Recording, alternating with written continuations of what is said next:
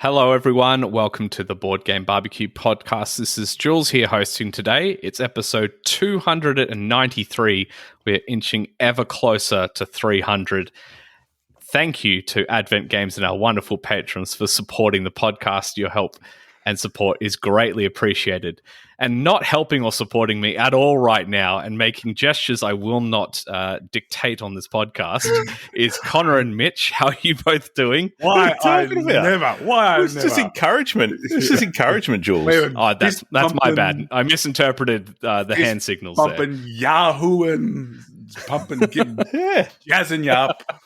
Having a good old time. Yeah. What's up, If lads? only people could see the cameras. Thank goodness.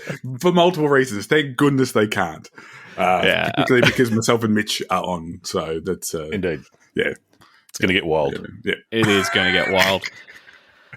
So, I feel like it's been a while since I've been on a podcast with Conor, so I want to hear from Conor and what have you been playing since I've been on the podcast with you last? What have I been playing? Well, I actually haven't been on anything for a while, and it's just scheduling and stuff like that. So that's I've played. I mentioned last time I was on, I was in a bit of a rut because I generally play board games by myself, but sort of in the last, I guess, sort of like 4 to 6 weeks, we've had the board game barbecue game day in Melbourne, so I played a few games there, and then I've been on there since, and then we had the weekend at 80s and things like that, and happened to head up to Sydney, your neck of the woods, boys, this weekend, and got to hang out with my buddy Tom, and we played a few games this weekend. So one of the games I wanted to talk about quickly, I would like to know if you guys have played Battleline Medieval. Have either of you two played this? Yes, I have. Yeah. No, I haven't. Is this the David Thompson one? No. That's Battle Chest. Yes. Yeah. So, so I thought you would have played this, Jules, because it's very combative. Without being thematically, it's not very combative in terms of what you're doing, but it is very head-to-head. So, Battle Line's this 2-player game where it's set in medieval times, and you have cards numbered 1 through 10 through, I think, 6 different suits. And what you're doing effectively is trying to win either 3 locations in a row or 5 locations overall. So there's 9 locations, I think. So if you can win 3 in a row, you win straight away, or 5. And the way that you win these locations is by effectively playing a hand. I'm not going to call it a poker hand, but that's probably the closest thing I can compare it to, that cannot be beaten by your opponent or won't be beaten by your opponent. And you can only play a maximum of 3 cards at a location. In most cases, there's one little thing I'll talk about in a sec that changes that. So the way that you win is by playing cards in combinations. They've got different names, but it's effectively like a straight flush, where you've got numbers in a row. So let's say 7, 8, 9 of one suit. So like blue, pink, red, and they've got like the chivalries type banners and stuff like that as well. So that is the most powerful one. The next most powerful is 3 of the same number. It doesn't matter the suit. The next most powerful one is like a run of cards, but the suit doesn't matter. There's one more, Jules, I think, because there's 5 ways that you can win. And the last one, so then there's a way where you just sum up your cards. Yeah, I think the summing up your cards is the weakest one. It's the weakest one.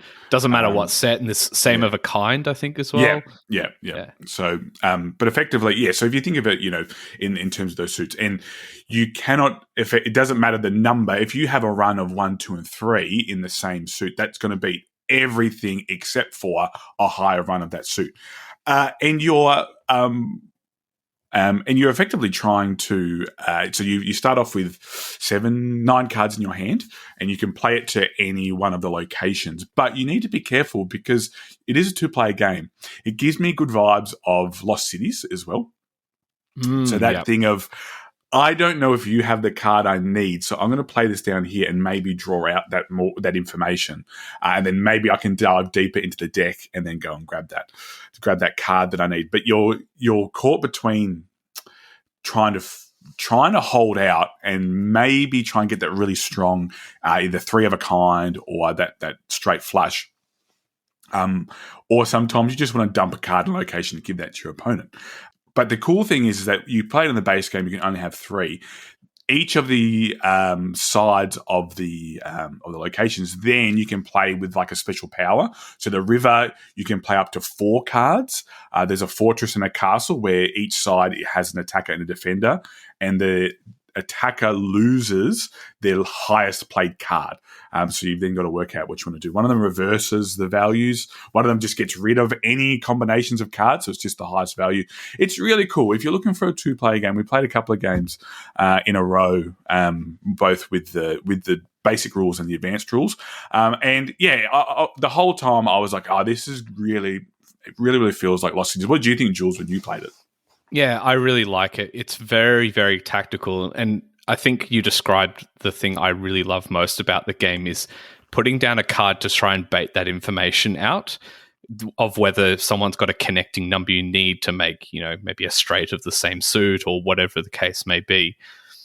And there's a lot of tension in the game because of that. So I've really enjoyed all the games I've played of this. And it's the one thing it took me a little while to get my head around is figuring out the moment where someone can't beat that location.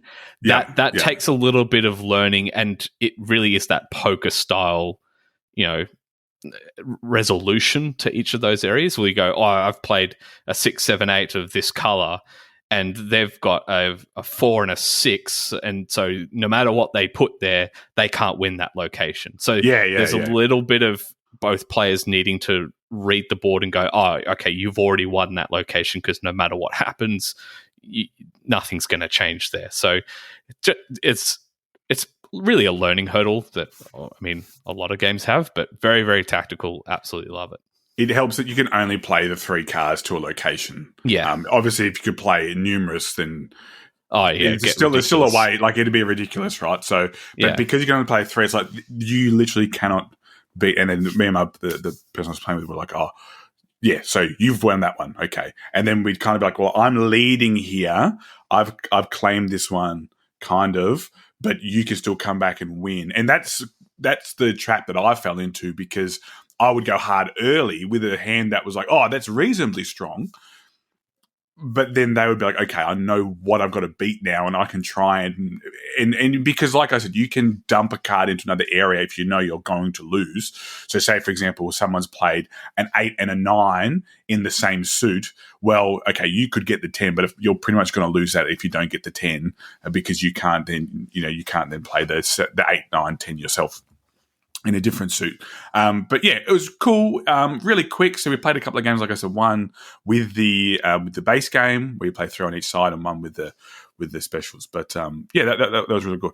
I want to listen to Mitch talk about a game from Chip Theory Games, because I didn't back it, and now I'm getting a little bit of FOMO. Right. Are you? Yeah. We're talking 20 strong? We are talking 20 strong. Yeah, right. Well, Jules is nodding his head too, because I think Jules has played it a bit as well. Yeah, I've played it a few times. Before we go on to 20 strong, I just wanted to clarify something. So the David Thompson game I was thinking of was War Chest. Yes, not Battle Chest. Yeah, and Battle Line is by Rainer Knizia. Did you know that? Yes. I didn't know that, but that makes sense. There you go. Yeah.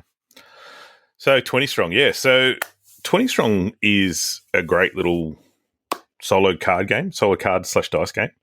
I had another go at that this week. It's one of those games that I think played them when it first sort of came out. There's 3 different versions of it. There's the Solo Sentinels, the Too Many Bones, and the Hoplomachus. And I just forgot how to play it, just like every other game. So I was kind of like, this is a good portable game to take around with you, and I've got to play it again so I know it. I can play it a few times so I know how to play it. And it's. I'm not going to go into heaps of detail about how it plays, but ultimately you're rolling dice and trying to play with probabilities in terms of trying to get enough of the hits on the dice to defeat characters, the bad guys that come out of the deck as you're playing through the cards. But it's a cool little solo game. But I don't know about you, Jules. You're going to come on here and go, no, I beat it easy. It was good. It was fun. It's hard. Like, it's hard as. Like, it's, you use the dice to get the hits, but when you use them, they become exhausted. So you're kind of balancing, utilizing your dice and trying not to overuse your dice so that you've got enough to use in the next rounds. And you've got to beat at a minimum, I think, of you get through 15 cards in Solar Sentinels before you can actually take on the boss that you have to defeat at the end. And I think I played it 3 or 4 times in a row, and like 2 of those times I was dead within like the first three bad guys. a lot of it sometimes depends on card draw as well, because you have, of course, you have. There was one, you get those. There's some different types of monsters that come out. Some of them have an orange border, and if one of those comes to the top, it's a mandatory. You have to choose to take that on that round. Then there are monsters that have little skull symbol on them. If they have a skull symbol, for every skull symbol they have on them, you have to draw another card, another bad guy to play that round. And there was one time that I had 3 mandatory cards in a row off the one pile. Okay, that's rough. And they all had 3 skulls on, and they all had a skull each on them. So I had 6 cards out. I'm like, I don't think I could even win. Even if I rolled hits every time, it's impossible for me to come out of this alive. Because then they've also got like what are they? I'm trying to think what they actually call them: conditions or events or things that happen. So the tougher the card is, it might have a more sort of hindering ability. It might say you can only use green dice against this monster, or you have to use a combination of different colored dice. So once you factor all of their abilities in, plus the fact that they're just hard, plus the fact that you had to draw 6 of them, you just go, I'm dead. it's just a tidal wave of monsters. So, but the good thing about that is to then start a new game is just shuffle up quickly, deal the cards out again, and you can just start over. So yeah, it's a good game. I've enjoyed my couple of plays of it, and I've only got the Solar Sentinels version, right? So I don't know how it differs from the other ones, but I haven't yet. I just played a couple of games to get used to it and learn the game, because I know at some point then you can add in the objectives you have to meet as well. I think when you do that, then it really takes it up a notch in difficulty, because I have been able to beat it both times without the objective thing you're having to do at the same time. Yeah, both times. I beat it both times.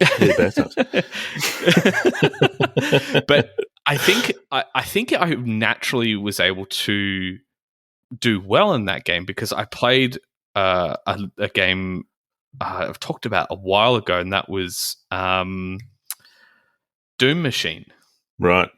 It has a similar feel in that more enemies came out every turn. You're rolling dice, you're allocating to them, and it feels like you've got to keep on top of this impending doom and the swarm just constantly building.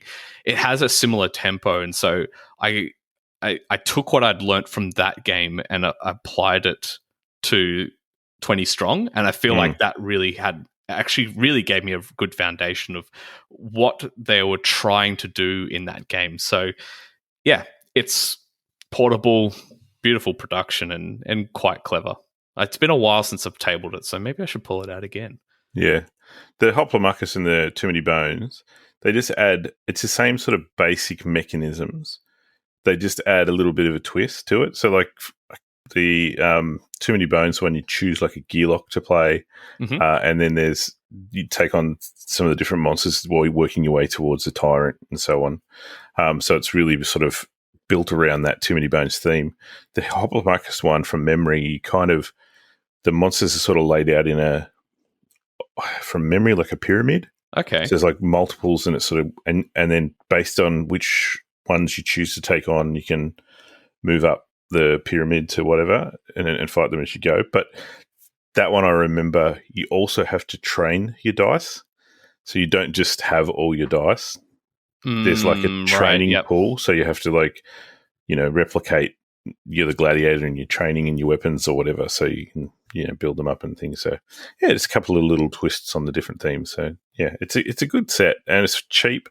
As you said, really well done in terms of quality.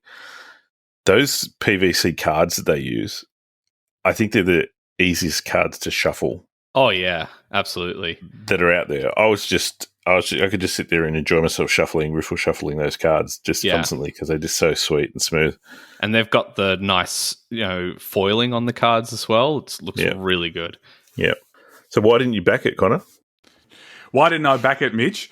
I didn't back it because I forgot, funnily enough. And then everyone... My problem is that on our Discord, I have crowdfunding muted. So unless someone tags me in something, and I'll just be bumming around and in a bit of free time at work, and I'll be like, I'll go into Kickstarter and I'll message someone and be like, hey, did you know this is a Kickstarter? Like, bro, we talked about this in the Discord. I'm like, okay, all right, but I can't unmute it because I will have no money. Just look at it too much. There is a reason that channel has the warning symbol as its emoji. Yeah. So, that's just one. And again, it's a solo game. And while I did used to enjoy solo games a lot, I'm trying to buy more games I can play with other people and get them hopefully into the hobby more. But yeah. Fair enough. Very good. Well, I might talk about a game that I've played this past week. It's a favourite. We've talked about it a lot. Got to play a game of Root for the first time in a little while. You said for the first time. I was like, you lie. You lie. First time in a little while. And it was just so good. And it was an even better experience because I sat down. It was a 4-player game and we all knew how to play the game. Yeah, There's no rules teach. Nothing. We did the advanced setup. We randomly pulled out factions and drafted them, did the full, advanced player experience and just played the game and knocked it out in under an hour and a half. And it was just so enjoyable. And it was a really odd combination of factions I hadn't played together before. So we played as Lizard Cult, the Keepers and Iron, the Eerie Dynasty, and the Vagabond. Yeah. And there wasn't a lot of fighting in that game, which was really interesting. There's not a lot of board coverage between the 4 factions. Yeah. And so what ended up happening was I was playing as the Lizard Cult and sort of took one half of the map just spreading out, and the Eerie took another. And the player that was playing the Keepers and Iron was just doing so well. They were storming ahead because they really got the flow of that faction. It was quite remarkable to watch.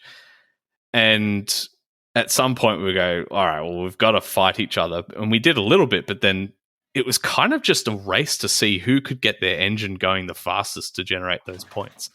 And it was just really cool. Really, really enjoyed that play of Root. It was fantastic. So I can't wait to play it again. I can't get enough of it. I think we need to tee up a game for July.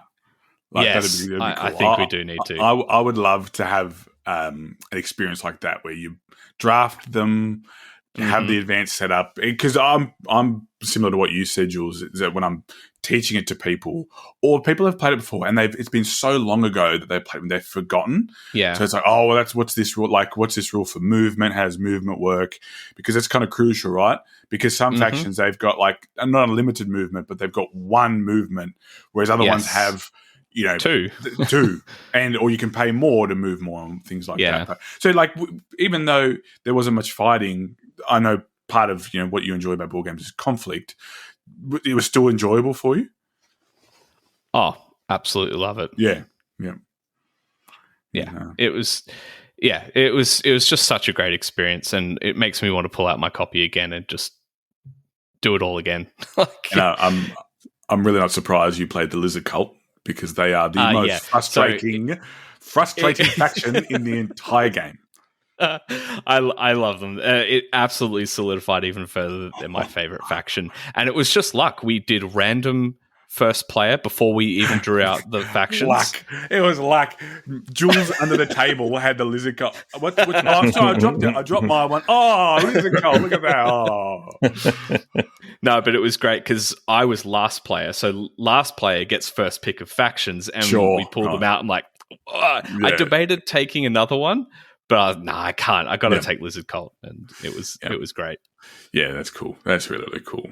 It's so good. Do you think so playing in that environment with people that know, do you feel like it is very coin-ish, compared to when you're sort of teaching it and using like the base one? So like, normally when you teach it, it's like the cats, the birds, the woodland alliance, and the vagabond. Do you feel like, and you maybe might be a titchy little bit, not super into conflict, but when you're keen to play it, can you see that's where it gets its inspiration from? Oh, yeah, absolutely. Yeah. I've only played a couple of coin games, but the more I play Root, and I guess the more coin games I try, I really can see that inspiration that's been drawn from it. It's phenomenal. Really, really cool. Mm. Although you had trouble with Liberty or Death recently, right? Yes, I did. It was I didn't play it. I struggled with the setup. And then Def messaged, he's like, "What are you talking about? That's the easiest of all the coin games to set up." Like, come on. No, but it was just little things like it would reference a token and it has no picture of it in the rulebook. I'm like, what token out of the billions of pieces I'm looking at on the table am I looking for? And it has no picture of what the board is supposed to look like in setup. So yeah, it was pretty rough, but I eventually found all the pieces after sifting through everything. But it was pretty arduous. But I do want to actually try that game at some point. Were you setting it up to just play it like four-handed solo, or no? So, okay, the backstory here is a funny one. My ancestry. My mum is American, and she has been doing a lot of family history for a long time, and at the moment in particular is fixated on one particular family member's story and history, which dates back to the Revolution. And so when she was reading stories about this, she was actually getting really inspired by reading all these different stories. And she asked me, "Are there any games about the American Revolution?" I said, "I'm sure there are. I don't know of any really popular ones that come up to mind at the top of my head." And I thought to myself, if anyone has made a revolutionary game, it would have been GMT. And sure enough, there's one in the Coin series. And so I said, this is probably one of the better games you'll find in terms of, how good it actually is of a game. But it's really complex, and though this is my mum. I've only ever grown up playing Catan, Scrabble, Monopoly, and I've taught her a few other modern board games here and there at Christmases. But she's incredibly smart, and so she just went down to Milsims and bought the game, and was like, "I'm going to learn it." Right. So, and she's been using it because she wants to design her own game as well now, and so. Yeah, I was just going through the setup with her. We ran out of time to actually play the game when I was there in Melbourne with some spare time after doing some work. But it's kind of weird that she just went and bought a GMT coin game. Love that for her. So we'll see what happens. Straight in the deep end. That's the way to go. Exactly right. Exactly right. It reminds me of those people who go on to I'm just getting into board games. What's the number one board game to play? And they would get by Gloomhaven. And Gloomhaven was like, what have I got myself into? Yes. Yeah, it's exactly like that. But no, because she's really wanting to do the game design thing. She's looking at how GMT presents the game and what elements of history are they focusing on. She wants to take a little bit of a different tangent. And I don't know if she'll end up making something or not, but if she does, she's certainly intending on showing more of the women's stories throughout the Revolution and the slaves and cool. the conversations that happened in taverns and the trading of information, that sort of thing, rather than just this combat. Was where the battles were and that sort of thing, where a lot of war games tend to focus their attention. Yeah. Yeah. You just mentioned your mum. It would be remiss of us not to mention that today, we should have mentioned that today is indeed Mother's Day. So shout out to all the mums out there, mums in our community, mums that are board gamers. In particular, my mum, who was one of the OG board gamers in my family, and I wouldn't be into board games without her. So thank you, Mum. Hope you've had a good day. And they just twigged when you were mentioning your mum making a game, which is super cool, by the way. Yeah. Very good. That's why I didn't understand why you were so offended before, Connor, when I said your mum to you. Like, I don't understand. It's just. I'm precious. What can I say? Don't mention it. Vicky demands a saint. I'll just mention one more game that I played this week, and this was an interesting experience. So the publisher Ivy Studios kindly sent us a review copy of Fractured Sky, which is currently running on crowdfunding at the moment for a new expansion to go with the reprint of the game. And this is one I remember when it was back on crowdfunding, I decided to pass on. And I've been a fan of Ivy Studios' previous titles. I really enjoyed Moonrakers. It's a really different sort of semi-cooperative but not cooperative, actually, negotiation game. I think it was really clever. Absolutely loved Veiled Fate, one of my favorite games, and I'm very excited for the new expansion content coming. And as well as the other game was Mythic Mischief. Great game. Very good. Very good game. Very chess-like. Lots of fun and shenanigans in that game. But then Fractured Sky came along. I didn't really love the aesthetic of it. And when I watched videos, I thought, this is a little bit light for me, but the production looks insane. And so when they sent the copy, sure enough, I opened it up, had a look at all the components, insanely beautiful production. They sent the copy that has all the pre-painted minis. There's discs that magnetize to the bottom of the ships that you use to put out on the board. It's all presented absolutely beautifully. And when I went to watch the Learn to Play video, I was really surprised. It was only 10 minutes long, and it was really easy. I watched that one video, and that was it. I knew how to play. I didn't really need to go back to the rulebook except for one clarification, and it was just very easy to pick up. Now, I think for me, the game, what it tries to present itself as is a sort of a game where you're bluffing and double bluffing people in an light area control game. And so you're taking these numbered discs behind your player screen and using 3 ships to put out on the board and allocate them to areas that are strengths of units. And then at the end of the round, when all the players have put out all 3 ships, you reveal the strength, and highest gets the starfall. If there is one in that area, they're like little tokens or points, really. And the most of those at the end of the game wins. If you come second, you get the resources of the area and so forth.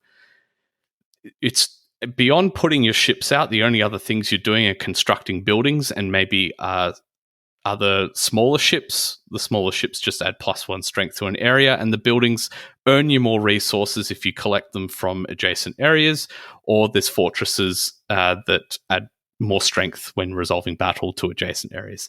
That's really all there is to the game. There's not a whole lot else. I think it's a really light area control game that you could introduce to people that have not gotten to board gaming before. I don't know if that was their intention, but it is light enough that you could literally teach this to anybody, I feel like. And it creates a bit of, I don't know if the cognitive dissonance is the correct term here, but it's such a over-the-top, beautiful production, gorgeous components, magnetic components for a really light game that it doesn't quite marry up in my head, if that makes sense. And so I had an okay time playing it. There were some moments that were enjoyable, but ultimately I felt like there's not a ton of depth in the game, and it kind of left me wanting more. And I had a very deep look at the expansion, which changes up the starfall and makes it sort of more set collection of different colors starfalls you can collect. It doesn't really make the game a whole lot deeper, in my opinion. So it's probably one I chalk up as not for me, but I was hoping to like it, with area control being sort of the main mechanic and bluffing. I love playing games that have a lot of mind games in them, but I think it was just a bit too light for my taste, and probably a bit too expensive for the audience that I think will enjoy it the most. So I think that there's definitely a market for high produced lightweight games, but I know that high production comes obviously with a cost. So you think, so you said that you think that it might be too costly. Could they potentially strip, like you said, the magnetized figures? That was pretty cool, and I imagine people like to play with them. Like, is that super necessary to the game? Could that just be like a Lux, bits expansion that you could potentially buy? Yeah, look, at the end of the day, I said to the people that I played it with, the ships are beautiful and the magnetizing is really cool, but really that could just be grabbing a token behind your player screen and playing it face down to the area. That it could have literally been a piece of cardboard. And look, that's not who they are as a studio. They make really stunning, beautiful games, but it felt over the top for what it was really trying to do. This could have been a very small box game. The board's actually not even that big to begin with. It's smaller than a root board by about a third. And it didn't need to have that overproduction. And look, we could say that about a lot of games. That's not a criticism unique to them, but I feel like this would have been better served if they made an edition that was a small box game and marketed more as a very light introductory sort of area control game. So, yeah, that was my experience with Fractured Sky. It's not for me, but I can see people that are getting into board games and want to have an area control game, this being really easy to pick up. So that's Fractured Sky. Cool. Well, I've got one little game that came out of nowhere for me that I would like to talk about for a bit, if that's okay. Of course. No. We've swapped. Now, go on then. It's called One Card Maze. And actually, one of the designers was on one of the groups that we happen to be in for reviewers and content creators and so forth. And he was offering, for people to have a look at it, try it out, print and play. And and he mentioned it was a solo one card maze game. And I thought, I'm into soloing. Sounds good. Sounds portable. I'll have a check this out. Mm-hmm. I'd never heard about it before. Apparently, they'd done a first Kickstarter, and they were looking to do another one shortly. So I grabbed a hold of it. I thought, print, play one card. That's not art and crafts. I could do that. So I grabbed a copy. I grabbed it. He sent me through a few files, and I had a look at it. I printed a couple out, just got some random ones because there's a lot of different ones that are available. And I went to the tutorial card because each series comes with a tutorial card. And I ran through it, and I got to the end of the tutorial card, and I went, that's pretty basic. Mm-hmm. There's not going to be a lot in this. Maybe it's not going to be what I thought it was. So I thought, well, I know how to play. Let's jump in and have a go at one. And wow. the difference between the tutorial, like obviously the tutorial's done so that you can learn how to play. Sure. And you can figure it out and understand, and it's designed to be ultra simple so that you can it's actually, in retrospect, done really well because there's no confusion. You go, okay, yeah, I understand. It's all very, very, very simple, very clear. These mazes, you start. So essentially, the way that it works is, I'll give you a very, very quick high-level overview. Is there's mazes designed on these cards. They're front and back, so there's two sides to each card, and you're having to work your way through the maze. You start on one side, and the end to successfully finish the maze. There's a exit point on the opposite side, on the other side of the card. You have to work your way through the maze and get to the exit. But all through these mazes, there are doors, and the doors can only be opened if the door is oriented in a particular way. So you have to rotate the card to ensure the door is facing a particular way to turn the card up. But in order to turn the card and rotate it, you need to get to a rotation device. So there's different rooms that will have these little circles in them. When you reach there, you can then rotate the card however you want.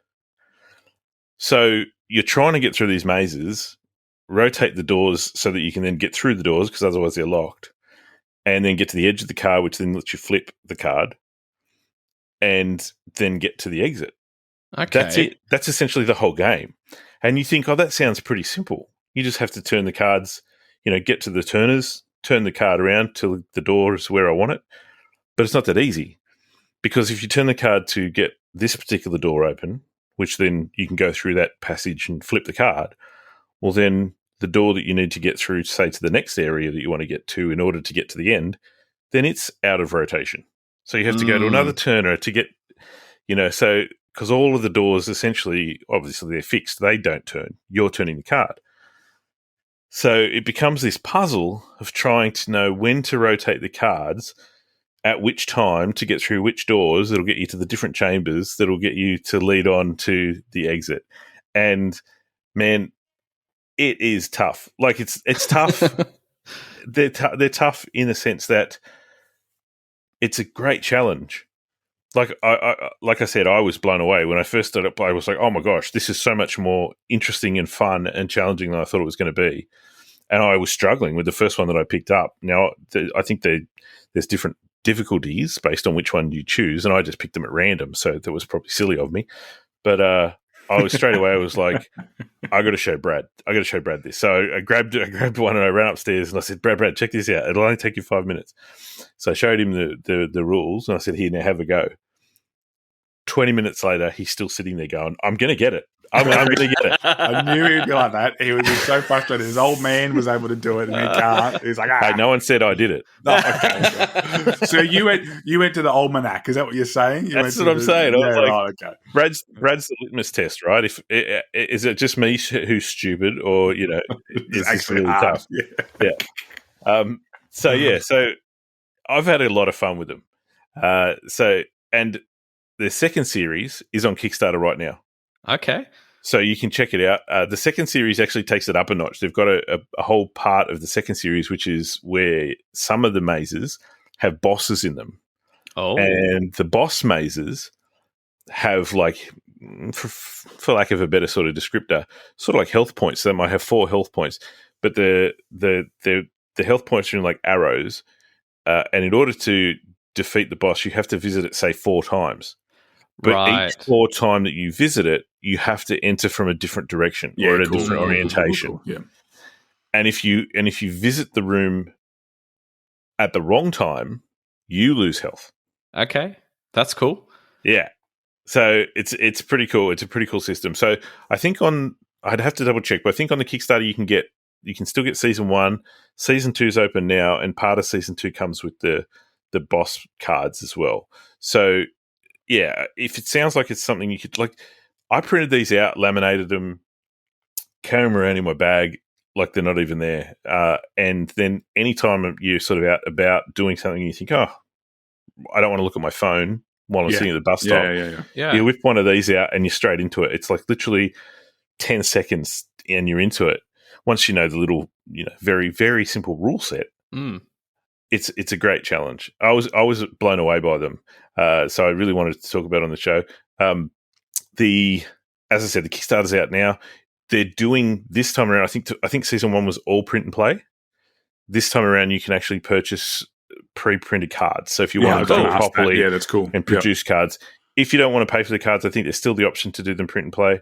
But having some nice, well-produced, beautiful cards, I think will be nice as well. So yeah, it's something that came out of nowhere for me, and I really enjoyed it. It's a great challenge. That sounds really cool. Yeah, so that's One Card Maze. If it sounds like your thing, check it out on Kickstarter right now. Awesome. Oh. Well, Conor, you've got a couple more games I'd like to hear about them. Yeah. So first one, I'll just talk about quickly. One of our very good friends, former host of the show, Sarah, she showed me last week on Tabletop Simulator the train game she's been working on. So she's working on a train game, and it's effectively like a reverse cube rail game where the cubes start on the board, and the aim is to remove them. And but at the same time, you have valuable stocks that you want to make sure stay high up. So a rough breakdown of what it's like at the moment. I'm sure she'll play around with the design and what works. But what we were doing was we had 6 stocks in total, and 3 were 100% of the value of the companies at the end of the game, and then 3 were 50%, but they were the ones that we could manipulate the cubes of. So you're taking the cubes off the board, so it's almost like an area control-y, I think I know what we've got. And when I was playing with her, I said, this reminds me so much of a War of Whispers, because you don't know what the other 3 ones are. And it was cool because when we were talking about it, she's like, well, maybe we can do something where you can swap a stock, but then people know what your stock is. And I was like, yeah, well, that's what happens. What is it? You can do that whenever, like at the end of any round of War Whispers. Yeah, at the end of each of the rounds except the last, you can swap 2 allegiances, but then they have to be face up and revealed. Yeah. So, and it was like that, or, you could swap them out. And it's funny because I said that, and I don't know if it's because she's like a really good friend of mine or whatever, but I do really enjoy helping my friends play test, which is something that when I started the podcast, I was like, I don't really want to do that. I want to play the game when it's ready. But this was cool, and it was nice, and then be able to sort of chat about the game afterwards, like, what else could we do? So I'd be interested to see what she puts into play afterwards. But yeah, and like I say, for all of my friends' games that I play test, I'm pretty sure she'd be keen if you're down to play. So just ping her over her Twitter account or on Facebook or on her Discord. So hit her up I think she'd be happy to play that on Tabletop Simulator with you. But the other game I played, I'll go through really quickly because it's really, really straightforward, is Marvel Remix. So if you've played Fantasy Realms, this is a Marvel skin version of Fantasy Realms. So Mitch is shaking his head. You have a hand of cards, and the hand that you have at the end of the game is what you score. You're effectively not actually playing cards out of your hand. You're building up your final hand of cards throughout the game. But the way that it works is that each of these cards probably has a link or a combination with another set of cards. So one of the differences between Fantasy Realms and Marvel Remix, aside from the Marvel skin, is that there's a villain card.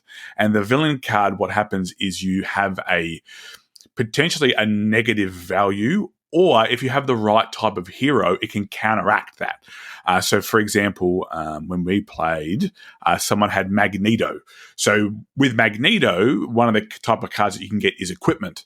So you might get a type of rifle or something like that can be equipped to your spy characters. So each character have a tag, and that will maybe multiply scores. But if you have Magneto, because of his power of magnetism, he stops all equipment. So equipment doesn't score in your final hand. But it's interesting because, we've all played lots of card games, the 3 of us, and you're like, well, I'm going to play this card on my turn. But you're actually not doing that at all.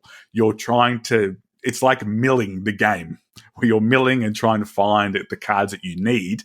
And again, it's that push and pull of, well, I don't want to put something out because someone might be waiting for that card, but it's just sitting in your hand and gaining and taking up a spot that you might need for something else. I think it's the type of game where you don't just play it once, right?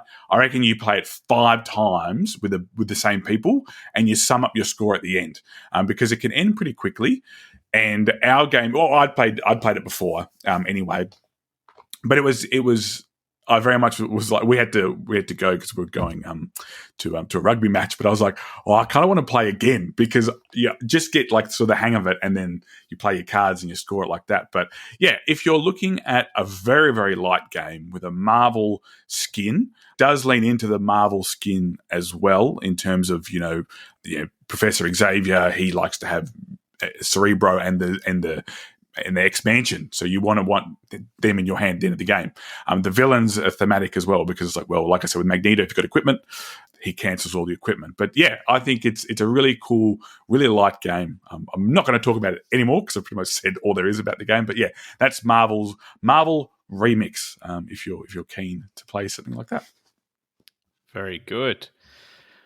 All right. Well, I think we might be ready to talk about some sizzling games. And Mitch, this is one that I am keen to hear your thoughts on, because I have been interested in playing it. So why don't you take the hot seat?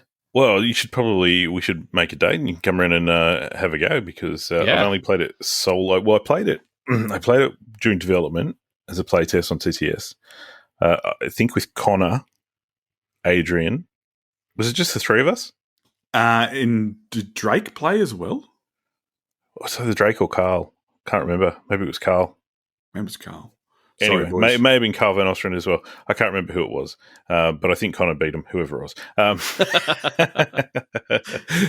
But and that game is Bardwood Grove.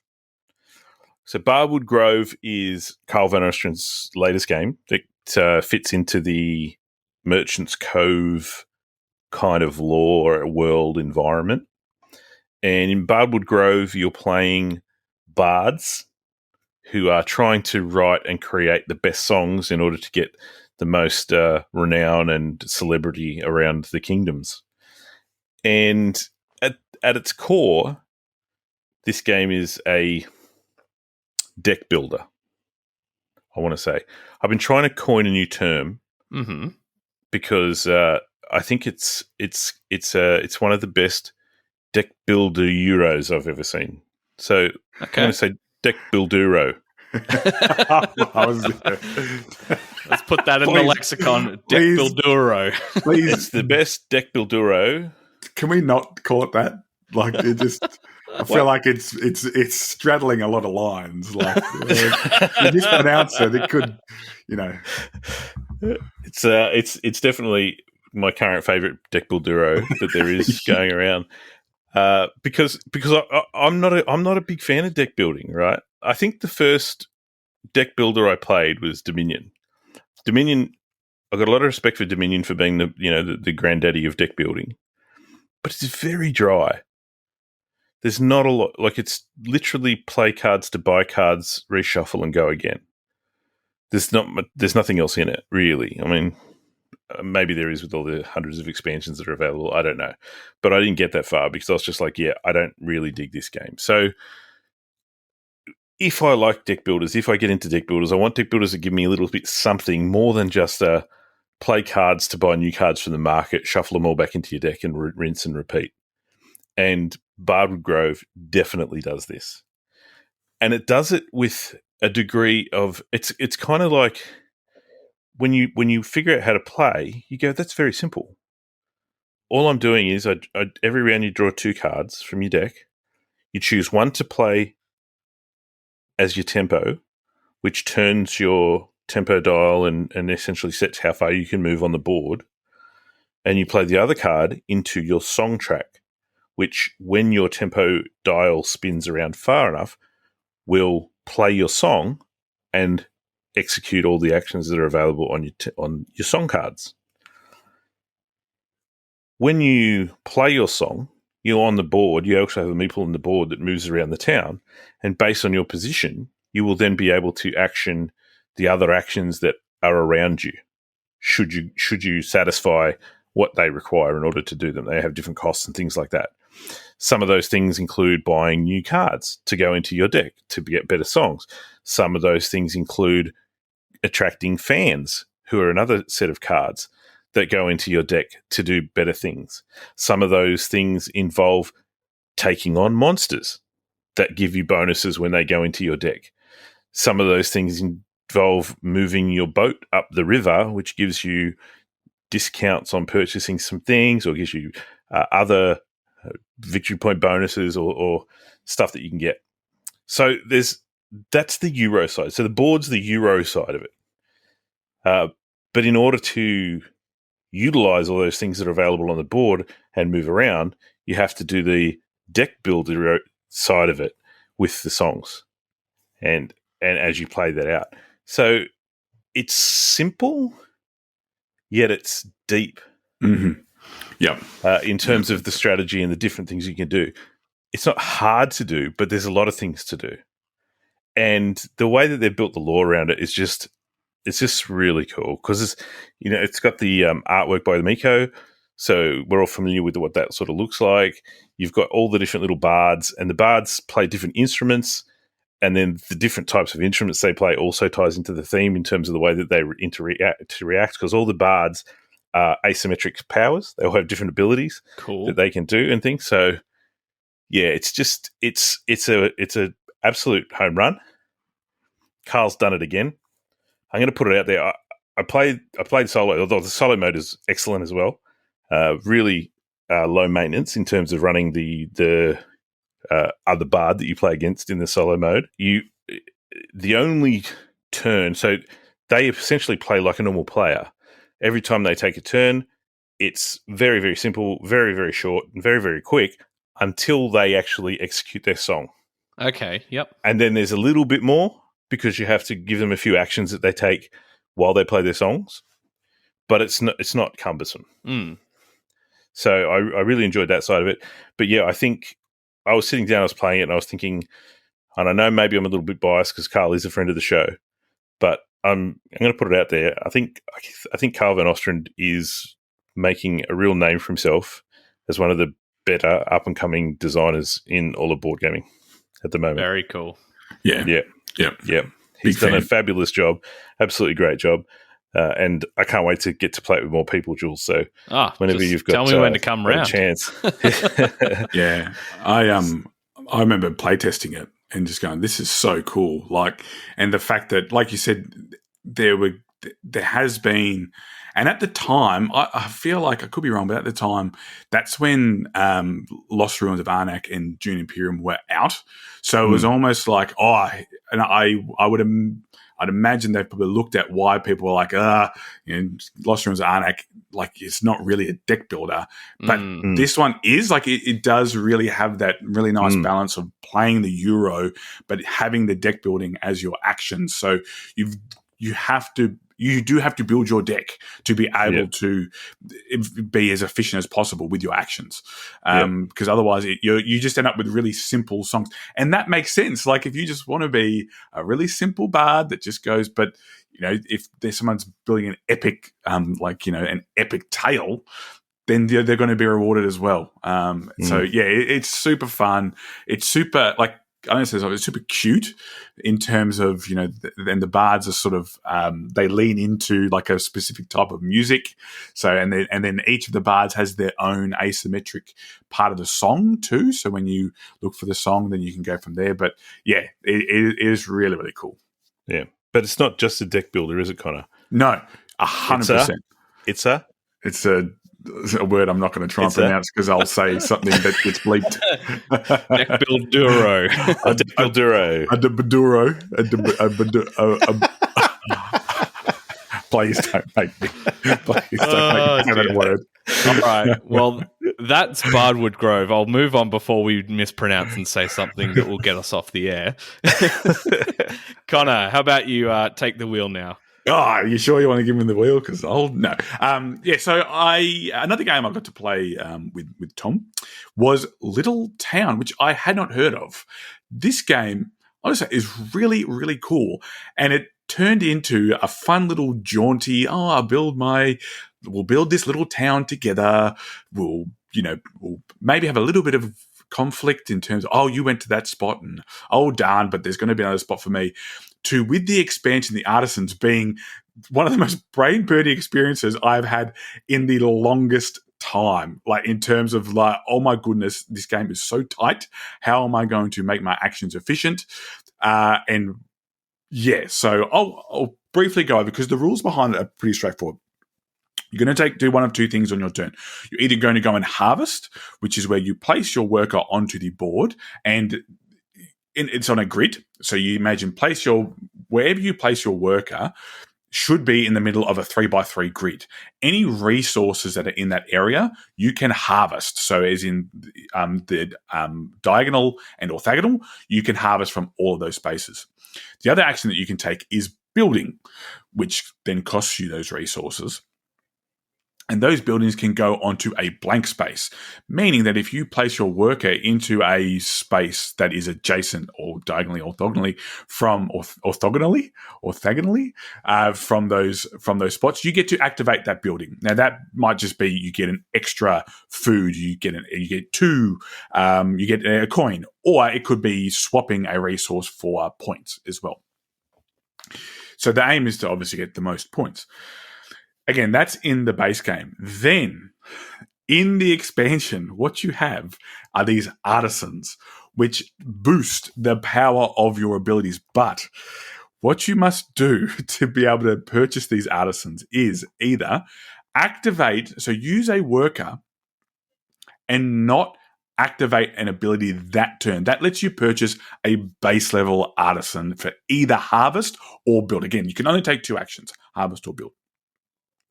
They will give you a bonus. Now, the level 1 abilities might be have an extra resource when you harvest, or just get a blue cube, which is fish. The build one might be a reduction, or when you build, maybe you get a coin or something like that. If you, in other turns then, use that worker to build, so they're effectively the artisan, or to harvest, you can then upgrade that section.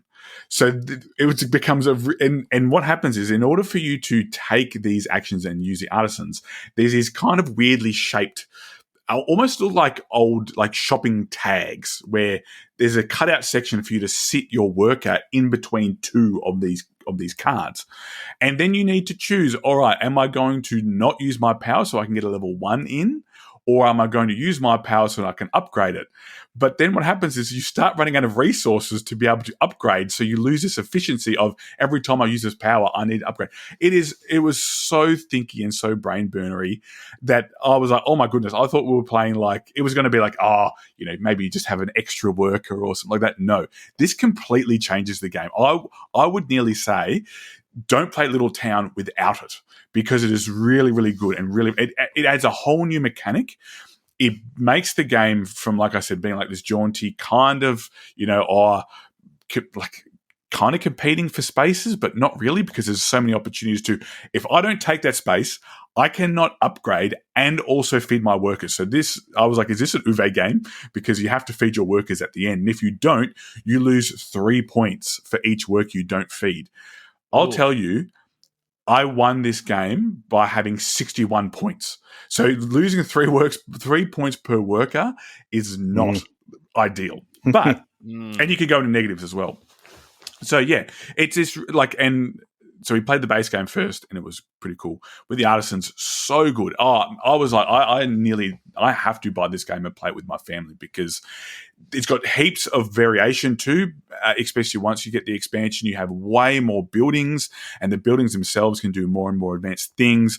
For example, there was one building that Tom got, I think it was like the university or the school, where you place it in a section, and if it's surrounded by buildings, you then get to activate those buildings at the end of the turn. So you can finish the turn, and you might get heaps of coins, or you might get, rather than placing your worker there and only being able to activate it like potentially once in that game, you can then activate at the end of every turn. It was really, really cool. So yeah, Little Town, with the Artisans expansion, I think the expansion is pretty affordable too.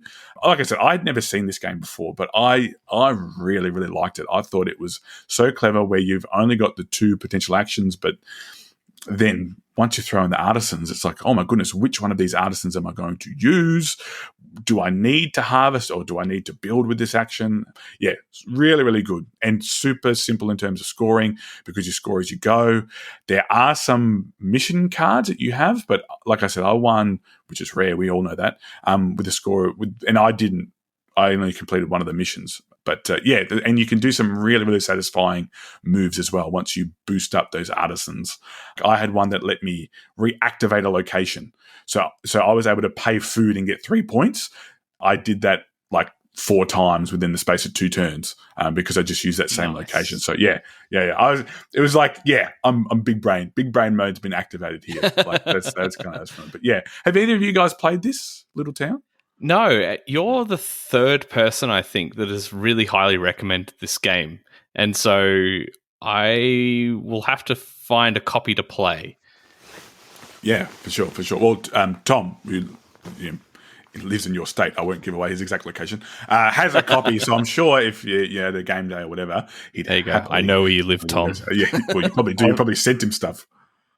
I've just looked it up. You can get the base game and the expansion for $40. Bang! That's the deal. That's the best $40 you can spend that doesn't involve alcohol. I'll just say that is the best $40 you can spend that doesn't involve alcohol. Slap that quote on the box. Please do. That would be good. Oh dear. Very good. So that was Little Town plus the Artisans expansion. Is that what it's called? Yep. Fantastic. All right, rounding out the sizzles, I'm going to talk about an oldie but a goodie. It has been sizzled way back. I think I had to look it up and now I forgot the number, but I think it was episode 103. So we're getting close to 200 episodes ago that this was sizzled. And that oldie but goodie is El Grande. So I've played it a number of times in the past, and more recently I got to play it. And oh man, it is just such a clean, elegant area control game. I absolutely love this game. And the reason I guess I want to sizzle it, it wouldn't be news to anyone by this point, but earlier this year, a brand new edition came out because it's been long out of print. The artwork's been redone, components redone, and it looks really nice. It's a really wonderful production. Did you play the new one or the old one? I played the new one. Okay.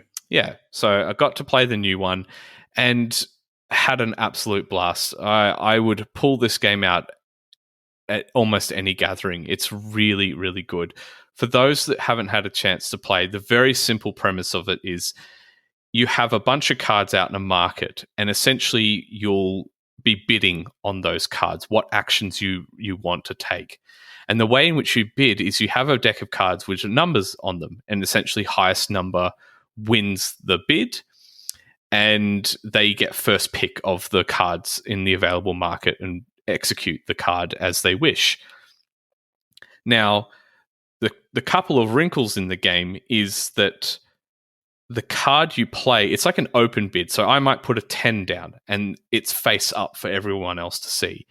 No one else can then play that same number. The numbers must be different. You don't have to go higher or lower. You just have to play a different number. And so as the course of the game goes on, you've kind of got to remember and pay attention to what numbers people have been playing, because you might be able to get away by playing a 7, and that's the highest that no one else can play higher because they've used other cards. But you don't have to play that memory element, but there's some really clever tactics in keeping track of somewhat of the cards going on. And the card you play with that has your bidding number on it also has some symbols for some troops that you'll put in your sort of your ready area to deploy onto the board. And so you've got a game where you're trying to manage your readied troops to go out on the board, which will happen through the action cards you're bidding for. But the high numbers you play, the less troops you get to move into your pool that are ready to go on the board. So you've got to pick these moments follow the ebb and flow of the game of when you need to restock and play a lower number, and when you can go high because you really want to take a certain action card. And you'll just be deploying these troops out in regions on the board. The regions have points that will trigger at the end of every 3 rounds.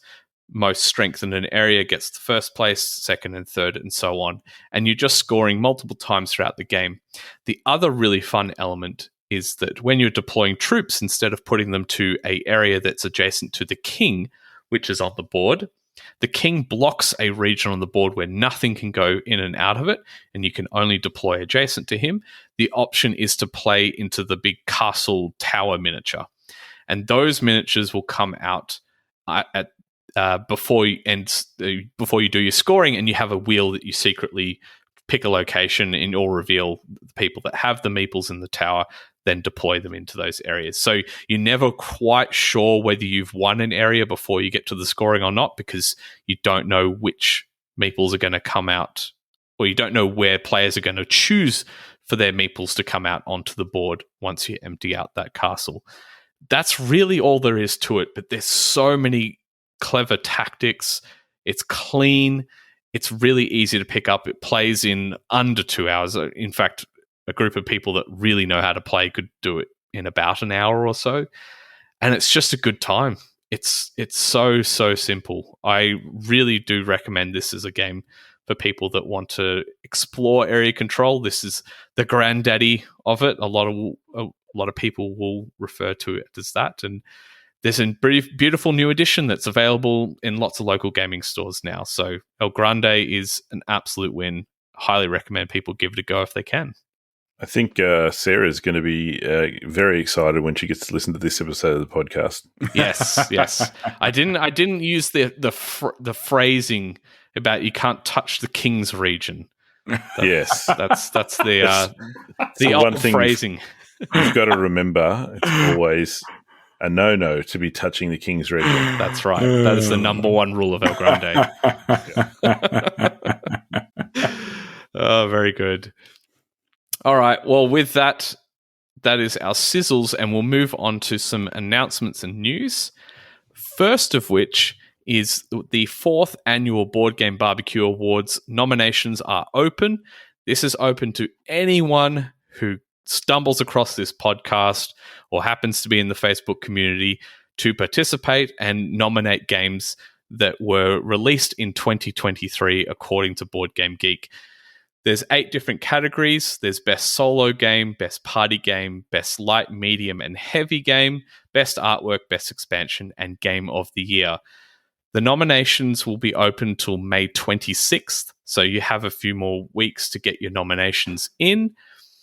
And you can find the links to that in the show notes or in the community. Just reach out if you need some help with that. But once the nominations have closed, the top 5 nominated games in each category will become the official nominees for the awards. And then we turn things over to the esteemed panel of judges, which is our Patreons, to vote on which they think should win each of the category. The winners for that will be announced live at PlayCon, but we will record that for people to watch at YouTube if they're not able to attend. So head to our socials and start nominating. Pick your favorites. So on that topic, I thought maybe we could share some of our thoughts for what we're thinking of nominating for the Board Game Barbecue Awards. And we won't go through all the categories, but I just want to share a couple. For me, the light game that I've picked that I don't think many people have got a chance to play because it's not super available in Australia, and that's Art Society. Phenomenal game. So good. I really recommend people have a look at it. The production is phenomenal. It's a dual layered box lid. So all the artwork paintings are recessed into the box lid. It's a stunning production and very easy to learn. Very easy to learn game. And when I played it a few weeks ago with Joe, we went back to back straight away. It was just that good. I really am looking for a copy at the moment. So that's my light pick. What about you guys? What are some games you've been thinking about nominating? For light, I can't go past Chicken. That game is so much fun. You stole my answer. No, I didn't, because I said I'm nominating Chicken. You said I've nominated something else. No, I already nominated Chicken. I said I nominated Chicken. You're a chicken stealer. A chicken thief. Chicken thief. Yeah, I'm the fox. I steal the chickens. Yeah. Well, okay. Let me have chicken. So two chicken nominations. Two chickens on the podcast. And then I'll run over to medium. Medium weight. There's quite a few that I looked. So many. I'll point out. Lorcana. That could win because that's a lightweight one. But I know personally, I nominated Distilled, and I played that so long ago that I was like, is it 2023? Because I reckon it was at the beginning. Was it 2021? We interviewed Dave Beck, Mitch. It could have been. I don't know how long ago it was. Yeah, don't know. It was either before or during the Kickstarter. Yeah. Yeah, so whenever the Kickstarter Distilled. So, I think Distilled's fantastic. The White Castle's another great one. Sorry if someone's got to pick that one. Well, my medium is going to be Ticket to Ride Legends of the West. Mm-hmm. Oh, right. You've finished that now, haven't you? I have finished it now. It's good enough that my wife and daughter got through 12 games of that. That's saying something. And they loved it. Wow. So that's pretty high praise right there. It was a phenomenal experience. I'm not going to, obviously can't say too much about it because of the spoilers, but I've got a little hunch that there might be a spoiler available Patreon episode between myself and Dan coming out soon. Yes. Cool. To discuss all of those secret details of Ticket to Ride, Legends of the West. Very cool. For me, I just wanted to mention one game that I've nominated for the heavy game category, and that's La Familia. Mm-hmm. Oh boy. This is a real sleeper hit. And look, it's not helping itself in that you can only play 4-player. There's no other player count available. It must be 2 versus 2. And I've got a copy on pre-order, but I can't remember where I saw it. But I feel like there's an expansion coming for it that can actually change the player count of the game. Because it is so good, but it's so niche that it requires that specific player count, and it's quite a heavy game, but it is so much fun. It's absolutely my standout heavy game of 2023 for sure. It's also so not going to win because Hegemony's going to win it. Yes. Look, Hegemony is very good. Voidfall is going to win it. Everyone's competing for second place. Voidfall doesn't win. Right, Dev? Are you right, Dev? Excuse me. Do I sound Greek? No. This accent is country Victorian. Thank you. No, Voidfall. It's going to be Voidfall. That is going to be behemoth to try and knock over. So I do think, like, jokes aside, I do think it's going to be between Hegemony and Voidfall for heavy. I would probably hedge my bets there. Yes, it could be the case that one of these wins best heavy game, and the other one wins best overall game. I think that's kind of could be. I honestly think that's what would happen. It could be. The only one I want to mention, just because Mitch is on the podcast and I got to sneak this in, best expansion of 2023, Kingdom Death Monster Gambler's Chest expansion. Okay, that's enough. Moving on. I've got one more heavy game that I just saw. Actually, a phenomenal expansion. A heavy game is Warhammer 40,000, the 10th edition. I rescind mine. That's going to win. That's going to win. In fact, that's going to win the Board Game Barbecue Game of the Year award, Warhammer 40K, the 10th edition. I didn't even know there was another edition that came out. I just assumed, though. It was wild. Oh, dear. Oh, very good. Well, it's this is one of those things where we said it's not up to us. It's up to the community to share your thoughts and get nominating on the awards to see who the final nominees are. All right, with that, we'll move on to our next segment, which is the question of the pod. If you want to buy the latest games, there's no better place than Advent Games. They have a huge selection of games with heaps of different categories, like light and fun, Euro heavyweights, or hard-to-find games to help you find the best fit for your game night. On top of being a great bloke and an avid gamer himself, Dean provides excellent customer service, is very responsive to questions or inquiries, and offers flat-rate shipping across Australia. So to grab your games, head to adventgames.com.au. That's adventgames.com.au. All right, so last week's question of the pod was a little bit of a different episode for those that tuned in, where myself, Lauren, and Dana talked about the intersection between mental health and board gaming. It was a really good discussion, and we posed the question to the community, which was, how does board gaming affect your mental health? And we had some really good answers, so many answers. I would absolutely love to read out all of those answers and responses, but we don't have enough time to do that each and every week.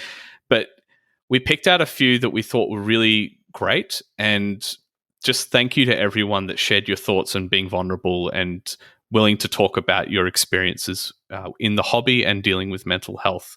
So with that, Conor, do you want to read off a couple of the Facebook responses?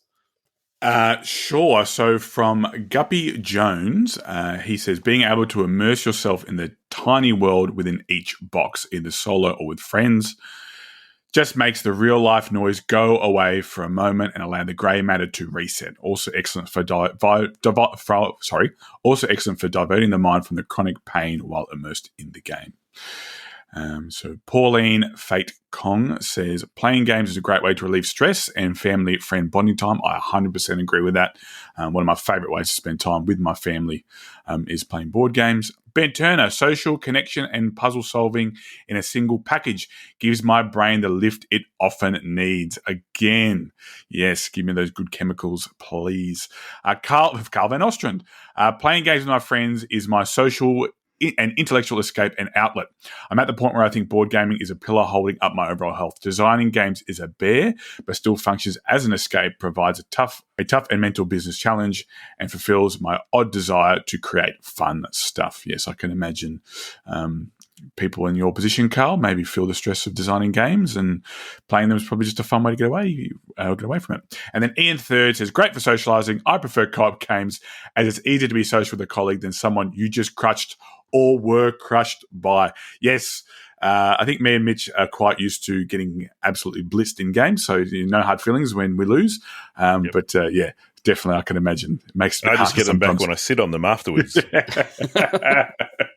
Mitch, I can't breathe. Mitch, I can't breathe. Okay. That's where I do my most effective crushing. Oh, dear. All right, so I guess I'm getting the Discord ones, right, Jules? We can share it if you want to, Mitch. That's all right. I got this. Take it easy. All right. I don't know how I ended up with this, but I got this. All right, so Jonathan on Discord says, as my answer to the question of the pod is not about board gaming as much as it is about board gaming community. Last year, honestly, was one of the worst years we've ever been through with everything that happened with our son's health episode, plus several other financial and safety issues. Having several communities around my wife and I, in particular the Board Game Barbecue community, was such a support. Really helped us to know that despite our individual struggles, we were never alone. So that's great. And look, we all know and love Jonathan, and we know he had a super tough year, and it's just so uplifting to hear that positivity come out of it, and that things have started to turn around for those guys. So yeah, really appreciate it, Jonathan. Good job, man. The next one is from Tina. And Tina, if you're listening, I hope you appreciate what I'm about to do for you in getting this answer read out. So Tina says, I have played board games since I was a child and casually played Euro games with friends prior to this, but I really threw myself into the hobby after my mum was diagnosed with MND and grandma had a stroke. I was at a low spot, reaching over 10 years of being single after a traumatic relationship, and that made me look at my life. I decided that I needed to arm myself for aging and loneliness without a partner. I looked at people around me in older generations and what made them happy, and I established that hobbies and community unrelated to partners was the key. I picked and tried out a lot of hobbies across crafting, dancing, and gaming. Swing dancing and board gaming were the ones that stuck. Unfortunately, fortunately, I quickly took to an organising role in the board game community and started running events that I wanted to attend because I wasn't 100% satisfied with every other meetup. At first, it was great, and I have some big lifelong friends from that time. But as the group grew to the regular attendance of around 50 to 60 people, it meant that I became abstracted from the community I built. And now, with running a shop, that has become more so. Ultimately, I get a lot of satisfaction from my business, and I'm super proud of it. But the community aspect has changed from when I first threw myself into it. I'm always trying to walk the line between friends and customers now, but ultimately still feel that board games have had, and continue to have, a positive effect on my mental health. I'm still very glad that I could be anonymous in a social environment when I first started going to gaming events, because it allowed me to put aside the grief, grandma, mum, and then my pet rabbit all died in the 6-month period, and focus on something to give myself a mental break. So that, again, another great story. And Tina's done amazing things for this for sure. community in Sydney. Absolutely. And for the hobby. So, to see that that's given also that much benefit to her, it's phenomenal. Yeah. So thanks for that open and honest answer, Tina. Yeah, thank you, Tina. And I have to shout out as well at this point that Tina's store, Behold Games, is a sponsor for PlayCon. So she's offered a lot of support to the community wide by running her store and those events, as she mentioned, but also what we're doing. So we're very grateful. Hmm. And last but not least is our mate Greenie, who says, board games have been a godsend for me regarding mental health. It takes you to a place away from the stress and anxiety of the real world for a few hours where you can unwind and start to enjoy the theme, strategy, and fun of gaming. It is always good to get to the table once a week with some great mates and unwind. I actively support mental health charities, and this is the first year I signed up for the push-up challenge. 3,249 push-ups in 24 days to support mental health. So the 3,249 is relevant because that's the number of lives that were lost to suicide. So thanks, Greenie, for that answer. It's really good to hear. Very good. Yeah, thank you to all those that shared their stories. As I mentioned before, really grateful for everyone participating, and please keep sharing those stories, being open and honest. The Discord community is a great place to air your troubles and help get your spirits lifted by the community if that's something that you're looking for.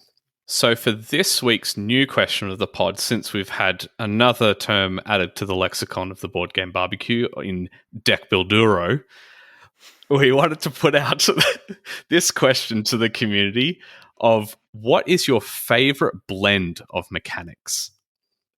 Now, obviously, deck builduros, deck building and Euros together. It mentioned in the earlier in the podcast, we mentioned Lost Ruins of Arnak. That's the worker placement and deck building. There's a lot of really unique things that have been coming out. I feel like in the past 3 years or so, just some merging of genres that's really, really cool. Unique trick takers that are starting to blend some cool mechanics together. Sure. With the most recent unique one I tried was that rondelle mixed with trick taking in the Bug Council of Backyardia. Any thoughts, guys? Favorite blend of mechanics? What game are you going to throw out as an example as the you roll and write? I would have thought Hadrian's Wall is a good you roll and write. Yeah. I guess you can put that up there. No. What about, I was going to throw in Crime Hotel, the trick-taking game, which blends trick-taking with deduction. Yes. And hidden information, so yeah. Yeah, that one's really, really unique. Yep. That's what I call trickduction. Stop. Oh, dear. Please stop. Well, okay, I'm leaving that one. It doesn't have the same ring to it. I'm sticking with Bill Duros. One of the games I've tried recently that is trick-taking, I wouldn't know what the other mechanic to blend it is, but area control, not 4X, but it's kind of like Root. In the game is arcs, so it's exploring, building out stuff, fighting off your enemies, trying to get control of different cards, but the whole thing's driven by trick-taking. Yeah. Which is really, really unique. Really pushing the boundaries of what I think sort of your typical dudes on a map war conflict game can be like. It's really, really cool. Yeah, it's funny, isn't it? You kind of like, I'm just trying to think of some other ones. There are like some narrative type, like you've got your Sleeping Gods. Yep. You've kind of got that like resource management, almost like Euro-y type feel to the mechanisms, but then tied in with like the narrative choices of like a pick your own adventure type sort of thing in terms of where you go around the map and stuff. Yeah, one of the games that I mentioned earlier in the podcast, Art Society, I think has a fantastic blend of an auction game and a spatial puzzle. So you're auctioning to try and bid those pieces of artwork, and then you've got to try and fit them onto the wall that you're creating all the different artworks to be arranged in, and they all have rules of like what can and can't touch each other. So clever. Really, really seamless. That thematic integration pulled those two themes together so well. And that reminds me of Feast for Odin. Oh, yes. Because then you have the worker placement and also that same not tableau, what do you call it? Spatial puzzle. Polyomino spatial puzzle. Yeah. As well. Yeah. For the in-between turns, yeah. Yeah. Loads of really interesting and innovative games out there, but we'd love to hear from the community. Again, that question is, what is your favorite blend of mechanics? So you can share those thoughts and answers on all our social media platforms, be it Facebook, Discord, Twitter, or Instagram. We'd love to hear your answers to that question, and we'll read out some of those answers next week on the podcast. So before we move on to the end of the show, I'll just give a shout out to the community. Thank you so much for listening to this show. It really, really means the world to us. And thank you, a special thank you to our Patreon supporters. This show wouldn't happen without you. And if you aren't yet a Patreon supporter and would like to be, well, you get special access to exclusive podcast episodes we record a few times a month. But if you can't support us on Patreon, that's not a worry at all. You can go to our socials and join the conversation there. You can leave a review of the podcast on Apple or Spotify and tell your mates about the show. That's honestly one of the best ways that you can support us and what we're trying to do here. We just love to see more and more people get involved with the community and grow the hobby as a whole. And if you want to get involved, you can scroll down and see all the links in the show notes below. With that, we'll move on to the last bit of the show, and that is Swear and Oath.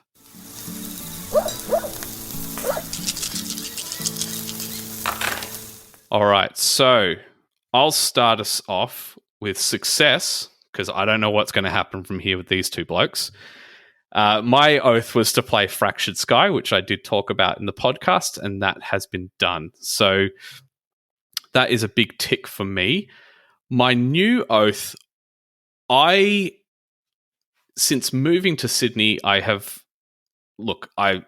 sort of been my fault. I haven't been able to pull together the group that I want to have play this game. And I haven't really made the time for it that I want to. And there was a video that I came across earlier this week that sort of, I don't know, it sort of hit me of the question they posed in the video was, how often do you play your favorite games? And I was like, oh, yeah, I haven't played this game in a while and I really want to, and I should make the time for it. And it's a bit of a beast, and that's Kingdom Death Monster. I don't know if I could pull the group together in my current circumstances. I really do want to, but I can play it solo. I did start my own solo campaign maybe 6 months ago, and I played a few different games into it, and I haven't picked it up in a while. And if I can't pull this group together, which I really want to do, I want to continue playing my solo campaign. So that's what I'm going to swear to do, is to get that back to the table, whether it's solo or with the group, by the next time I'm on the podcast. All right. Conor, how about you go for it? All right, so my oath last time was to play Guild of Merchant Explorers with my mum and the rest of my family, and I was successful. They loved it. They're a big fan of roll and write, maybe not you roll and write, but of roll and writes, and they really enjoyed the fact that it was kind of like a roll and write, but you remove the cubes and you can go back and revisit. I think it was a big success, and the powers that you get, asymmetric powers, they add enough to the game without being overly complicated. So, yeah, it's a big tick. They want to play it again, which is always nice. Now, for a new one, I have been watching X-Men 97 along with most of the world, and it made me want to go back and play one of my favorite games, and that's Marvel Champs. But I want to play it using some of the X-Men characters that we know and love, and there is a new expansion that has come out recently. A couple of the folks have been putting up pictures of it. It's got, I think it's Age of Apocalypse. So yeah, I would like to go back to play X-Men version of Marvel Champs. Very good. And what about you, Mitch? So you've both succeeded with your oaths. Mm-hmm. Well, it'd be pretty drab if there were 3 successes, wouldn't there? Oh, I don't know. That would be pretty epic, I think. That's just like boring. So someone's got to keep it interesting. So I didn't succeed. No, failed. I failed my oath of playing more 7th Citadel. I have not played any more. I just haven't. I will say I haven't had time, but that's probably lying. I've had plenty of time. I just haven't done it. I just wanted to annoy Dan. So I haven't got any more to say about that other than I didn't do it. I will try to get around to getting that back onto the table, but as we do here around here, I will double down and add another oath, and that will be to play a Guest of Robin Hood. Now, this hasn't been delivered yet. It's coming from GMT Games. It's Guest, G-E-S-T, Guest, which means a tale of adventure and romance. Mm. And it's sold as and it's promoted as a cut-down 2-player entry-level coin game. Yeah, nice. Oh, interesting. Okay. Yes. So I thought with the theme, the Robin Hood, it might be something I could get some of my kids into. Might be a good place to start in terms of getting into those coin-based war games. So that will hinge on whether or not it actually turns up. I was hoping it would be here this week or maybe next week, but fingers crossed, it won't be too long, and I will get that to the table and check it out. So it's a Guest of Robin Hood. Very good. Well, I hope that you can get your kids to play a nice Robin Hood themed game, and then the next week you're playing All Bridges Burning. Yeah. It seems like a logical step. That's the goal. Yeah, Fire in the Lake, Guest of Robin Hood, adventure and romance, Grande, massive killing on a global scale. That's where we're going. Yeah. Okay. Yep. Cool. Yep. Well, we'll hear about that next time. All right. Well, with that brings us to the end of our show. Thank you, Mitch and Conor. It has been an interesting time of inventing new words and some good laughs. Yeah, no, it's been great. Have a great time. Thanks, guys. Yeah, see you guys. Awesome. All right. Well, with that, we'll bring the show to a close. Cheerio. Cheerio. See you next time and play more games. Bye for now. Bye.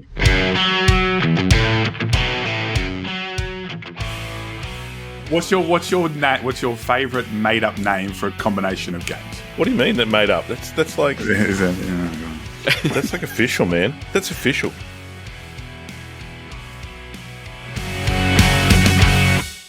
Bonsai is ready.